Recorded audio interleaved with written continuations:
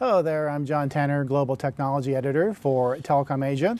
We're on the sidelines of LTE Asia at Suntec in Singapore, and my guest with me this afternoon is Warren Chaisatien. He's the Strategic and Tactical Marketing Manager for Ericsson Southeast Asia and Oceana. Warren, thank you very much for joining us.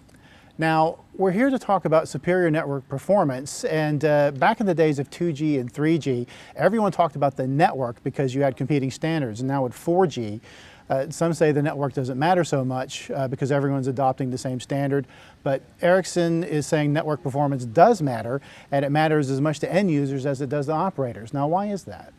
Yeah, that's right, John. Superior network performance really does matter. According to our latest consumer research, we find that network performance is the most important carrier attribute that mobile broadband users are looking for when they shop around to select their service provider.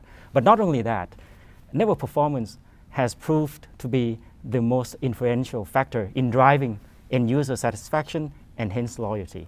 Now, in fact, we also found this too, that addressing network performance can be twice as effective as improving customer service, for example, and can be about 4 times as effective as delivering programs like customer loyalty programs. And now you've worked with operators who take superior network performance seriously, and they've been very successful as a direct result of that. Tell us about that. Yes, superior performance networks is at the heart of winning in this marketplace. And to understand that, we have done an international study to see how global mobile broadband operators respond to the dramatic rise in mobile data in the past couple of years. And we have found that there are only a handful of operators that are really successful, and these operators have been able to successfully turn data growth into profitable revenue growth. And I'm talking about double-digit revenue growth with industry-leading profitability. We call them the front runners. We also found that these front runners share a number of characteristics in common. We call them the growth codes. There are 6 of them, and they are based upon superior network performance on the one hand and innovative marketing strategies on the other. And we truly believe that operators in this part of the world can be inspired and learn from the success and examples set by their global peers. Now, some of our viewers may not be familiar with the term growth codes. Explain to us what growth codes is. Right, it is a set of strategies that we believe successful operators have embraced in order to position themselves in front of competition. Let me give you some examples, right?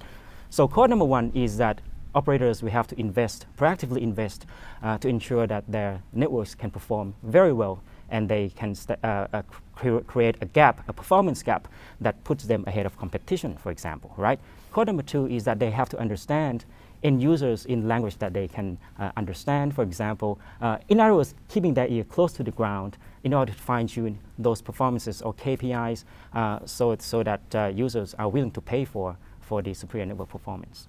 Now, are there any examples of operators in Asia Pacific that have leveraged these growth codes? Absolutely, and I would say that the clearest example in our part of the world would be Telstra in Australia. Telstra, as a front runner, they have exhibited all 6 growth codes with network performance or network quality at the heart of its operation as it competes in the Australian marketplace.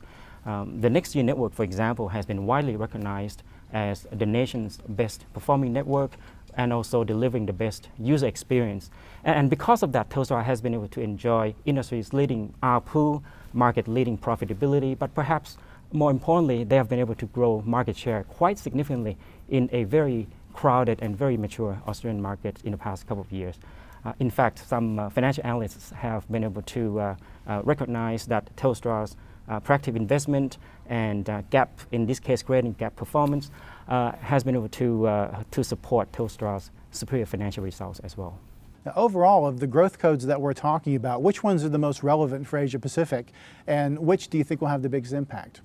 Asia Pacific is a highly fragmented region, but I would say that in emerging economies, the first code, which is gap mining, in other words, creating a network performance gap in order to stay ahead of competition, would be the most relevant for emerging economies, because today when you look at those countries, most users are still on 2G and they still find it hard to get consistent coverage, let alone high-speed data. So improving that basic coverage to provide voice and SMS and then data would have the most impact on emerging economies. Now, for more mature markets like Australia, Japan, and here in Singapore, ecosystematic, and what that means is that operators are branching out beyond the traditional ecosystem to look for third-party partners, for example, opening up their network APIs, looking at two-sided business models, or getting to the emerging segments of connected homes and machine-to-machine would be more beneficial in those developed markets.